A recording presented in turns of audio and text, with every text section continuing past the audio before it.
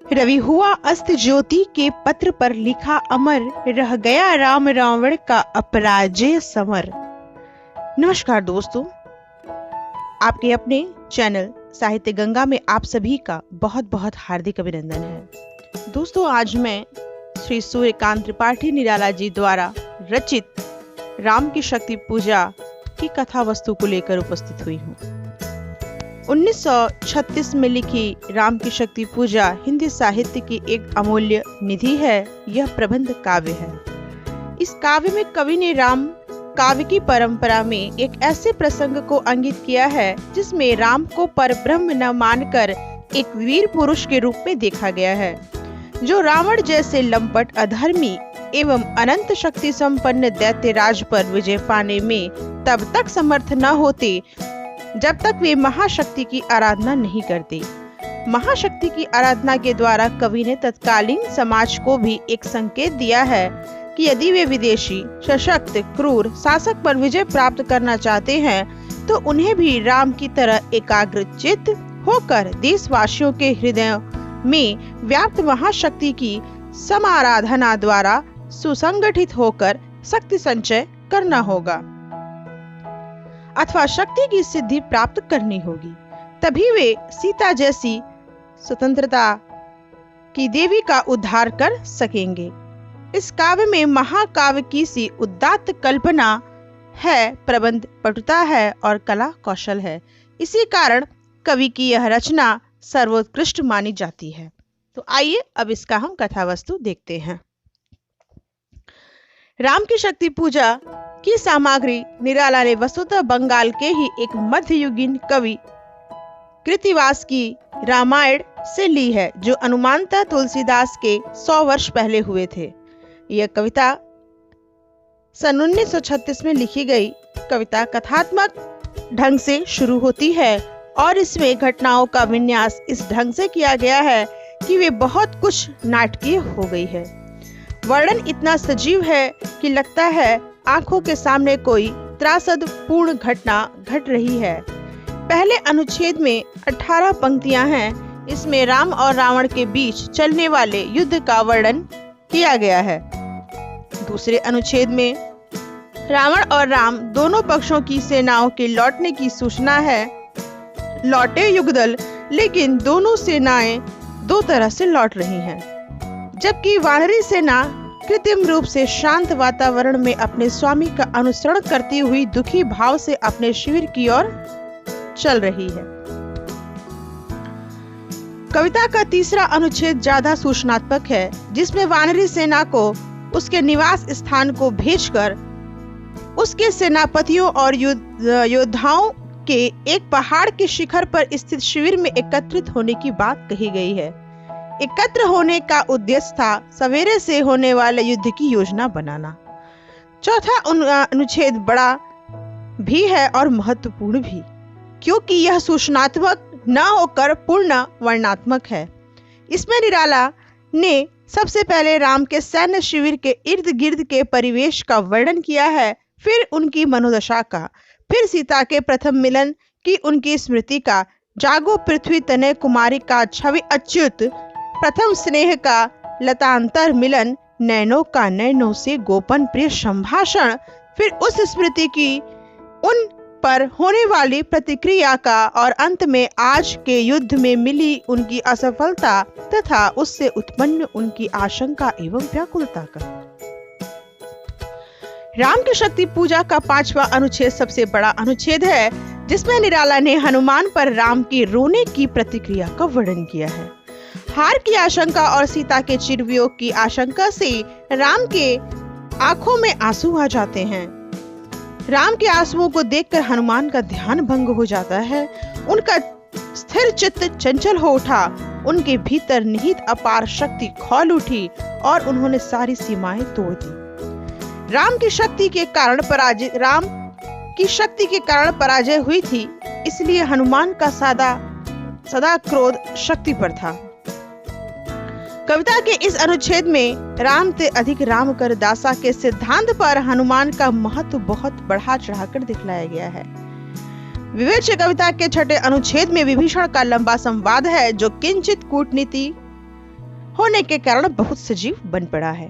राम कथा में विभीषण की स्थिति विचित्र है। वे रावण के द्वारा उसकी राजसभा में राम पक्ष लेने के कारण प्रताड़ित करके निकाले गए थे और अब राम ने मिलकर उसके विरुद्ध युद्ध कर रहे थे, अर्थात राम से मिलकर वे रावण के विरुद्ध युद्ध कर रहे थे। स्थिति की विडंबना यह थी कि लंका विजय होने के पहले ही राम ने उसका राज्याभिषेक कर उन्हें वहां का राजा बना दिया था। स्वभावतः युद्ध में जब कभी राम का पक्ष कमजोर पड़ता था वे व्याकुल होते थे। 7वें अनुच्छेद में निराला ने जो कुछ लिखा है उससे विभीषण और राम के चरित्र का अंतर स्पष्ट हो जाता है। राम की विवशता सामने आती है और उनकी आंखों से पुनः जो आंसू की बूंदें गिरती हैं तो अलग अलग योद्धाओं पर उसकी अलग अलग प्रतिक्रिया का पता चलता है। 8वें अनुच्छेद में राम अपने को प्रकृष्ट करते हैं और पहले जो कह गए हैं उसे विस्तार से उपस्थित योद्धाओं को समझाते हैं। अंत में जामवंत उन्हें शक्ति पूजन का परामर्श देते हैं, उन्हें आश्वस्त करते हुए कि उनकी अनुपस्थिति में भी सुनियोजित ढंग से युद्ध चलता रहेगा। प्रसंग यह रहता है कि जामवंत जी जब राम से उनकी हताशा का कारण पूछते हैं तो वह कहते हैं कि मैं पूरी शक्ति बल से यह युद्ध लड़ रहा हूँ, लेकिन जो मेरे पराजय का कारण है रावण से, वह रावण नहीं है। रावण जिसके अंक में बैठ के यह युद्ध लड़ रहा है वास्तव में वह शक्ति है। तो जामवंत उन्हें परामर्श देते हैं कि अगर रावण ने शक्ति की उपासना कर शक्ति को प्रसन्न किया है तो आप भी शक्ति की उपासना करें। इस प्रकार उक्त अनुच्छेद में युद्ध की पूरी योजना जामवंत के माध्यम से निराला ने राम के सम्मुख प्रस्तुत कर दी है। अगले अनुच्छेद में शक्ति पूजा के आयोजन का विस्तार से वर्णन है।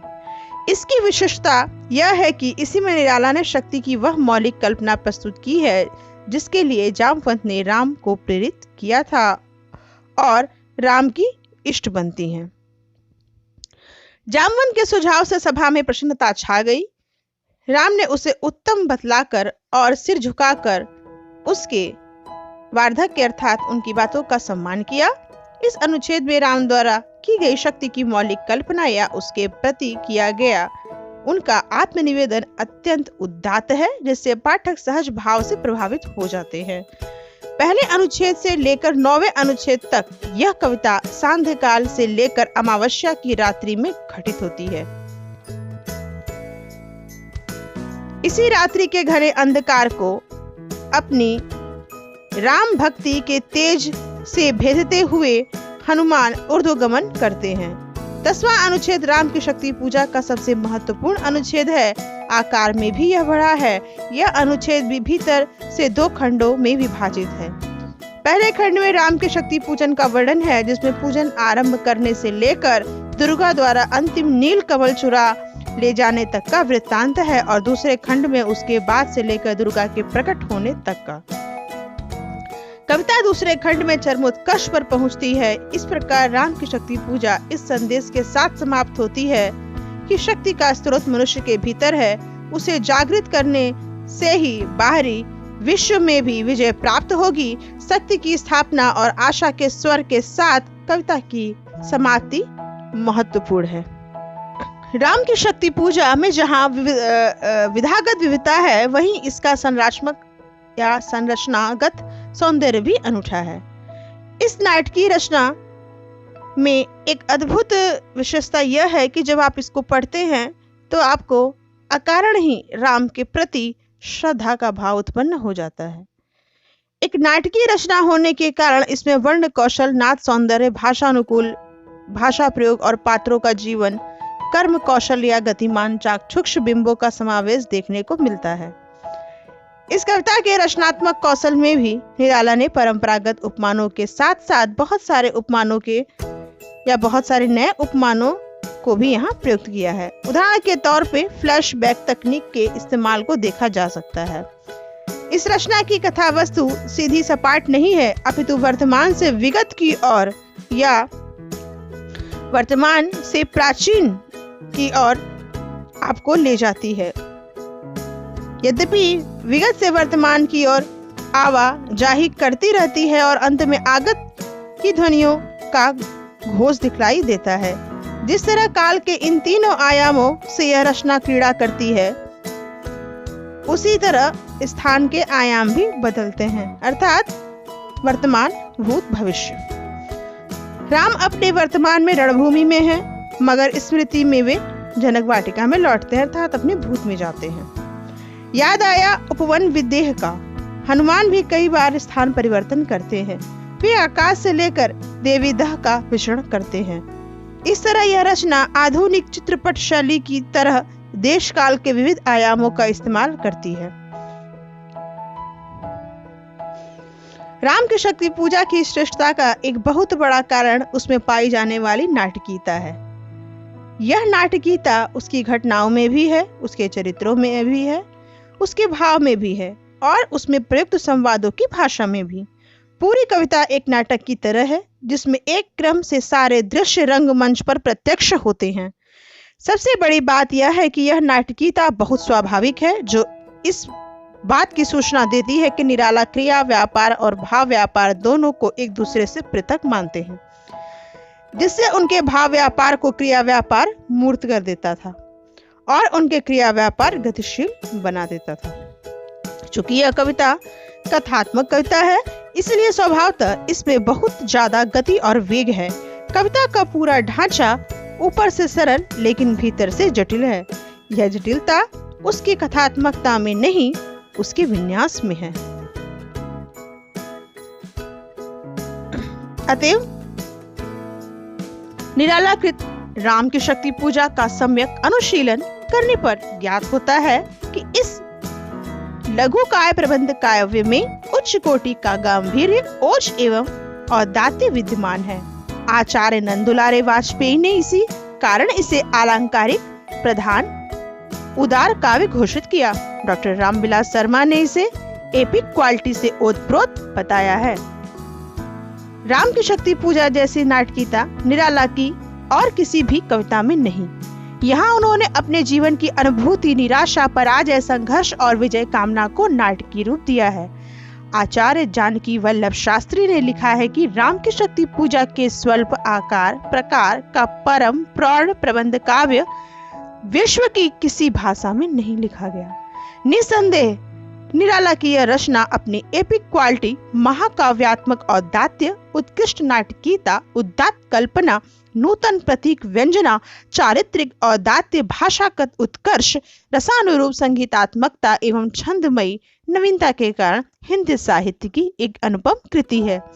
इसमें भावों का अजस्र विद्युत प्रभाव है, शब्दों की सजल मेघ मंद्र ध्वनि है, अलंकारों की विविध वर्णमयी इंद्रधनुषी छटा है, ओजस्वी छंद की मधुर लयात्मकता है और अनुभूति की उत्कृष्टता एवं तीव्रता है। समासांतक पदावली के कंटकाकीर्ण पथ पर भटक कर कतिपय पाठकों की बुद्धि कभी कभी इस काव्य की उपेक्षा कर बैठी है या कर बैठती है, पर इसमें साहित्यिक सौंदर्य के साथ साथ जो आशावादी दिव्य संदेश विद्यमान है, उसे जान लेने पर यह काव्य पाठकों का कंठहार बन जाता है, क्योंकि इसमें गीता की भांति पराजित एवं हताश मन को बार बार सचेष्ट एवं प्रयत्नशील बनाने के लिए अत्यंत उद्बोधनकारी संदेश दिया गया है। इस काव्य का यही महान कार्य अथवा यही महान संदेश इसे महाकाव्य की सी गरिमा एवं महिमा प्रदान करता है। यद्यपि राम की शक्ति पूजा को महाकाव्य नहीं कहा जा सकता, क्योंकि इसमें महाकाव्य का सा विस्तार नहीं है और न यहाँ जीवन की समग्रता का चित्र अंकित किया गया है, तथापि अपनी साहित्यिक गरिमा, चित्रण कौशल एवं अनुभूति की उत्कृष्टता के कारण इस लघु काव्य में ही महाकाव्य का सा गांभीर्य विद्यमान है। वास्तव में यह महाकाव्यों की शैली पर लिखा गया एक ऐसा नूतन प्रयोग है, जिसमें सांस्कृतिक पक्ष का अत्यंत चारुता एवं भव्यता के साथ निरूपण किया गया है और साहित्यिक सौंदर्य की अद्भुत सृष्टि के लिए अभिव्यंजना की नूतन प्रणाली को भी अपनाया गया है। तो दोस्तों, उम्मीद करूंगी कि राम की शक्ति पूजा का कथानक, कथा वस्तु आपको पसंद आया होगा। राम की शक्ति पूजा साहित्य गंगा द्वारा विस्तार रूप से व्याख्यायित किया जा चुका है और बाकी सभी वीडियो के लिंक आपको नीचे सब्सक्रिप्शन बॉक्स में मिल जाएंगे।